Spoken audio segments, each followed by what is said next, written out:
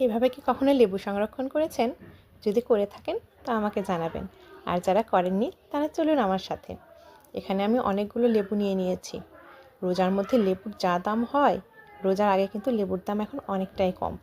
তাই বেশি করে লেবু কিনে এভাবে যদি রস সংরক্ষণ করা যায়, তাহলে রোজার মধ্যে শরবত নিয়ে কিন্তু আর কোনো টেনশন নেই। সারাদিন রোজা রাখার পর প্রথমেই যখন এরকম শরবতটি মুখে তোলা হয়, সারাদিনের ক্লান্তি কিন্তু দূর হয়ে যায়। আমি লেবুর রস করে নিচ্ছি। এই লেবুগুলোকে কেটে নিয়েছি এবং রস নিয়ে নিলাম। এই রসগুলোকে আমি ছেঁকে আইস কিউবের মোল্ডে নিয়ে নিচ্ছি। এই মোল্ডটিকে আমি ডিপ ফ্রিজে সংরক্ষণ করব।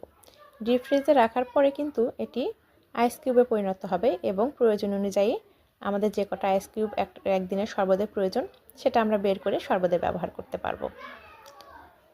আমি একবারেই ছেঁকে নিচ্ছি যাতে শরবতের মধ্যে লেবুর দানাগুলো ভেসে না থাকে।